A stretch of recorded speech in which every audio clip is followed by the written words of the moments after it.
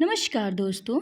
तो आज हम हिंदी व्याकरण का एक बहुत ही इम्पॉर्टेंट चैप्टर पढ़ेंगे जो कि है समास। तो अगर आप किसी भी कॉम्पिटिटिव एग्ज़ाम की तैयारी कर रहे हैं तो यह चैप्टर आपके लिए बहुत ही ज़्यादा इम्पॉर्टेंट होने वाला है। तो आज के वीडियो में हम सीखेंगे कि समास क्या होता है, समास को पहचानने की ट्रिक्स क्या होती हैं, समास के भेद कौन कौन से होते हैं और ढेर सारे उदाहरण और कुछ एग्ज़ाम रिलेटेड क्वेश्चंस भी हम देखेंगे। तो फ्रेंड्स, सबसे पहले हम देखेंगे समास। समास हम पहचानते कैसे हैं, कि हम समास आखिर होता क्या है। तो फ्रेंड्स, समास जब दो या दो से अधिक शब्द मिलकर एक संक्षिप्त और अर्थपूर्ण शब्द बनाते हैं उसे हम समास कहते हैं। ठीक है।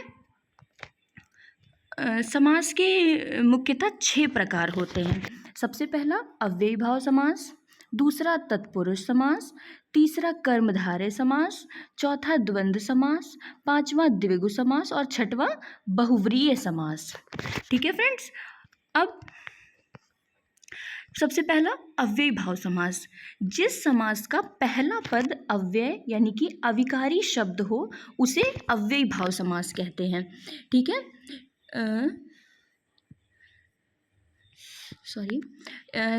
मतलब इसकी ट्रिक क्या करेंगे, याद रखने की पूरा शब्द अव्यय जैसा काम करे। ठीक है। उदाहरण, प्रतिदिन, प्रति प्लस दिन, यथाशक्ति, यथा प्लस शक्ति, उपयुक्त, ऊपरी प्लस युक्त, ऊपर कहा हुआ। ठीक है। और इसमें इसको हम पहचानने के लिए हम ध्यान रखेंगे कि इसका पहला पद प्रधान होता है, पहला पद अव्यय होता है, जैसे प्रति, यथा, ऊपरी, आदि, सह, बिना, प्रति, परा इत्यादि, यानी कि पहला पद प्रधान होता है इसमें। ठीक है। अब हम देखेंगे दूसरा समास क्या है। अब आते हैं हम दूसरे समास में। ठीक है। जिस समास में दूसरा पद प्रधान होता है उसे तत्पुरुष समास कहते हैं। इसके बीच में का, के, की, से, को, पर, में, के लिए आदि शब्द छुपे होते हैं। ठीक है। इसके उदाहरण देखेंगे, राजपुत्र यानी कि राजा का पुत्र, ये देख रहे हैं बीच में का आ रहा है। जलपान, जल का पान, ये का आ रहा है। ठीक है। वनवास, वन में वास, बीच में हम देख रहे हैं में आ रहा है। ठीक है। गुरुकुल, गुरु का कुल, बीच में का आ रहा है। बाल क्रीड़ा, बालों की क्रीड़ा, की आ रहा है बीच में। ठीक है। तो ये तत्पुरुष समास होते हैं। इन्हें हम पहचानते कैसे हैं कि दूसरा पद प्रधान होता है और बीच में संबंध सूचक शब्द छुपा होता है। ठीक है। क्या छुपा होता है? संबंध सूचक शब्द। तो अब हम देखेंगे तत्पुरुष समास के भेद क्या होते हैं। ठीक है। तत्पुरुष समास के भेद, सबसे पहला कर्म तत्पुरुष। कर्म तत्पुरुष में क्या होता है? को का भाव होता है। ठीक है। जैसे हमने भी आपको बताया बीच में को, का, में, पर ये आता है, तो कर्म तत्पुरुष में को का भाव होता है। जिस समास में दूसरे पद से पहले को का संबंध सूचक शब्द आए। ठीक है। जैसे ग्राम गमन, ग्राम को गमन, पुस्तक क्रय, पुस्तक को क्रय। ठीक है। अब दूसरा देखेंगे हम करण तत्पुरुष। करण तत्पुरुष क्या होता है फ्रेंड्स? से का भाव आता है। ठीक है। करण तत्पुरुष में से का भाव आता है। जिस समास में दूसरे पद से पहले से का संबंध सूचक शब्द आए उसे करण तत्पुरुष कहते हैं। उदाहरण में देखेंगे हम, हस्तलिखित, हाथ से लिखित, देख रहे हैं आप, हाथ से लिखित, से आ रहा है बीच में। कमल चलित, कमल से चलित। ठीक है। अब देखेंगे तीसरा तत्पुरुष कौन सा है? संप्रदान तत्पुरुष। संप्रदान तत्पुरुष में काहे का भाव आता है? के लिए का भाव आता है। ठीक है।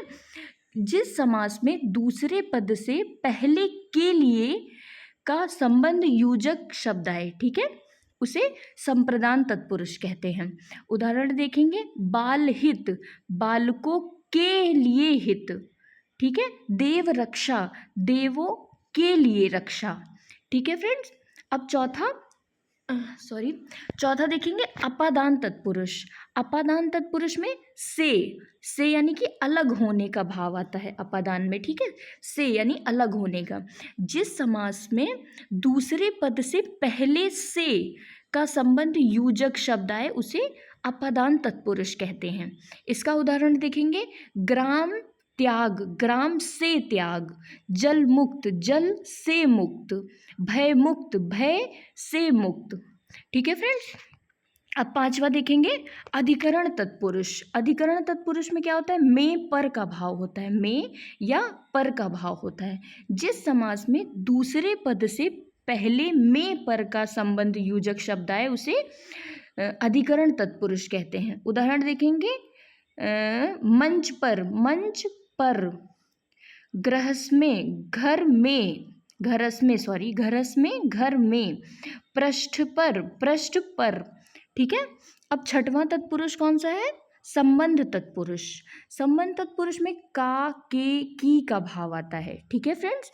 जिस समास में दूसरे पद से पहले का, के, की का संबंध योजक शब्द आए उसे संबंध तत्पुरुष कहते हैं। इसका उदाहरण देखेंगे हम, राम कथा, सॉरी राम कथा, राम की कथा, राजपुत्र, राजा का पुत्र, सीतापति, सीता के पति, गुरु ग्रह, गुरु का ग्रह हो, गुरु गुह, गुरु का गुह, ठीक है। अब सातवां देखेंगे, हेतु तत्पुरुष। हेतु तत्पुरुष क्या होता है, के कारण से का भाव आता है, के कारण या फिर से का भाव आता है। जिस समास में दूसरे पद से पहले के कारण से का संबंध योजक शब्द आए उसे हेतु तत्पुरुष कहते हैं। वर्षाति, इसके उदाहरण देखेंगे, वर्षाति, वर्षा के कारण, रोग नाश, रोग के कारण, सॉरी रोग नाश, रोग के कारण नाश, भयभीत, भय के कारण भीत, ठीक है। भयभीत मतलब भय, किस वजह से हम डर गए, भय की वजह से डर गए ना, तो भय के कारण भीत। प्रेम वश, प्रेम के कारण वश, प्रेम वश मतलब प्रेम के कारण, किसकी वजह से वश में आ गए, प्रेम की वजह से, तो प्रेम के कारण वश, ठीक है। तो हम ध्यान रखेंगे इन सभी में दूसरा पद उत्तर पद प्रधान होता है, इसीलिए इसका नाम तत्पुरुष समास है, ठीक है फ्रेंड्स। तो अब हम तीसरे समास पे आएंगे जो है कर्मधारय समास। अब कर्मधारय समास क्या होता है, अब हम पढ़ेंगे कर्मधारय समास क्या होता है। दोनों पदों में विशेषण विशेष संबंध होता है, ठीक है, जिसमें एक शब्द विशेषण यानी कि गुण बताने वाला हो और दूसरा शब्द विशेष जिसकी विशेषता बताई जाए, ठीक है, उसे कर्मधारय समास कहते हैं। हम फिर से जानेंगे कर्मधारय समास क्या होता है, जिसमें एक शब्द विशेषण यानी कि गुण बताने वाला हो और दूसरा शब्द विशेष यानी कि उसकी विशेषता बताई जाए, जिसमें उस शब्द की विशेषता बताई जाए, विशेषण की विशेषता बताई जाए, उसे विशेष यानी कि कर्मधारय समास में होता है, ठीक है। इसको कैसे याद रखेंगे कि जिसमें कैसे यानी जो वाक्य में यानी जिन उसमें प्रश्न पूछे जैसा हो वो कर्मधारय समास होते हैं, ठीक है। जैसे उदाहरण देखिए, नील कमल यानी कि नीला कमल, महापुरुष महान पुरुष, श्वेत वस्त्र सफ़ेद वस्त्र, पीतांबर पीला अंबर। इसको हम पहचानेंगे कैसे, पहला पद विशेषण और दूसरा पद विशेष होता है इसमें, ठीक है फ्रेंड्स। कर्मधारय समास में जब हम यदि पहले शब्द दूसरे की विशेषता बताए उसे कर्मधारय समास कहते हैं, ठीक है। अब हम अगला पढ़ेंगे द्वंद्व समास, ठीक है। कौन सा, द्वंद्व समास।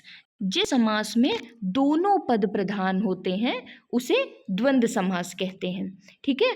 दोनों शब्द प्रधान होते हैं उन्हें द्वंद्व समास कहते हैं। इसको हम याद करने के या पहचानने की ट्रिक क्या होती है, दोनों शब्दों के बीच में और लगाओ, ठीक है, दोनों शब्दों के बीच में और लगा हो, या फिर अगर छोटे फॉर्म में लिखा है तो बीच में वो वो डैश जैसा बना हो, ठीक है।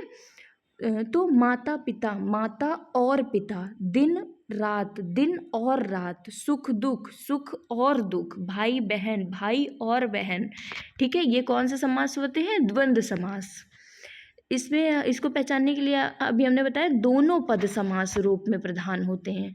ठीक है, दोनों पद समान रूप से प्रधान होते हैं। अब हम पांचवा देखेंगे द्विग समास। सबसे आसान ये है, हमें ऐसा लगता है सबसे आसान यही पहचानने में लगता है, जिसमें द्विगु समास होता है जिसमें गिनती दिखी हो। अगर हम देखेंगे कोई भी समास है जिसमें गिनती यानी कि कोई नंबर दिख रहा है तो हम तुरंत पहचान लेंगे कि ये द्विगु समास है।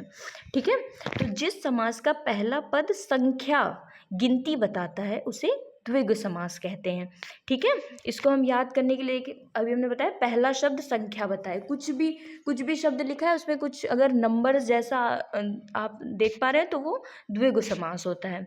इसके उदाहरण देखेंगे, त्रिलोक, तीन लोक, पंचवटी, पांच वटों का समूह।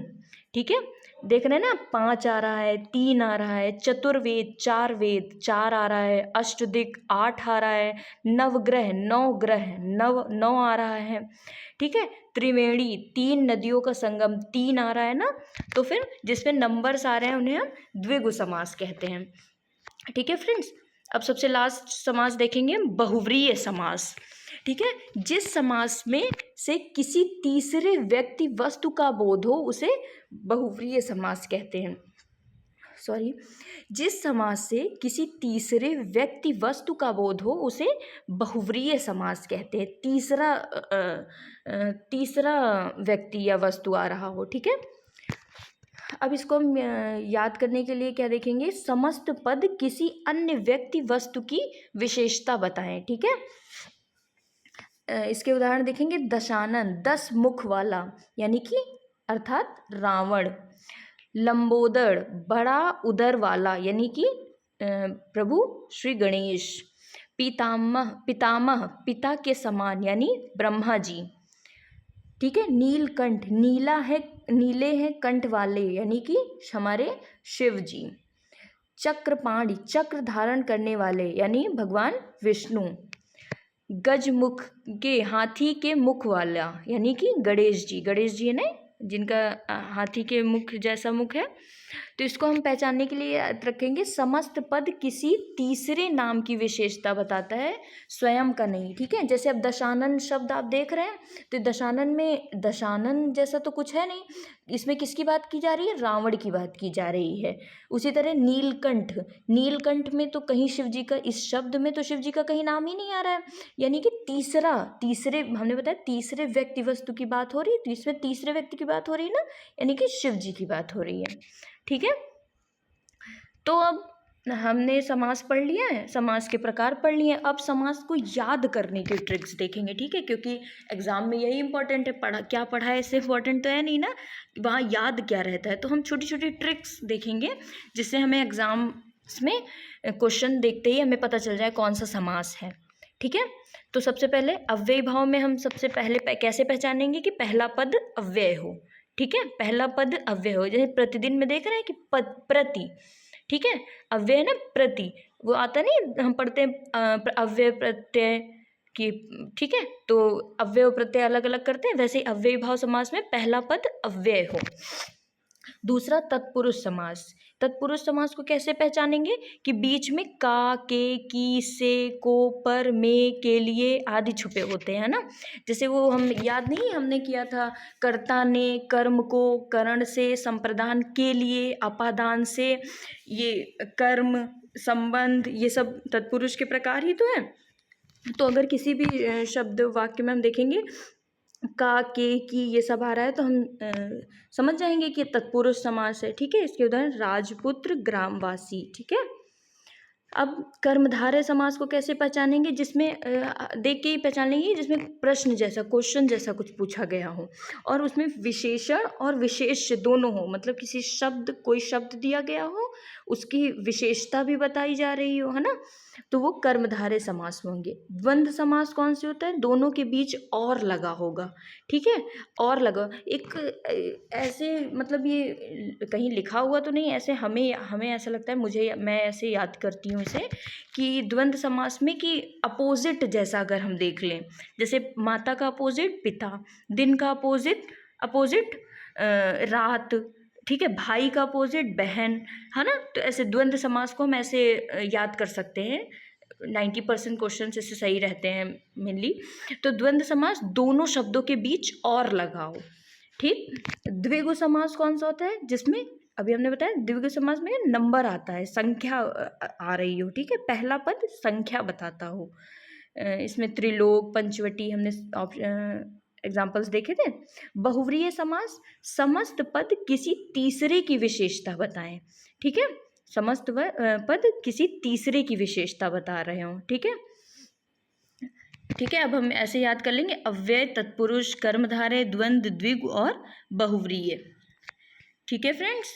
तो अभी हमने समास पढ़ लिया, समास के 6 प्रकार पढ़ लिए, समास को कैसे याद करेंगे, कैसे पहचानेंगे, ये सब हमने पढ़ लिया, ठीक है। अब हम कुछ एग्जाम ओरिएंटेड क्वेश्चंस देखेंगे।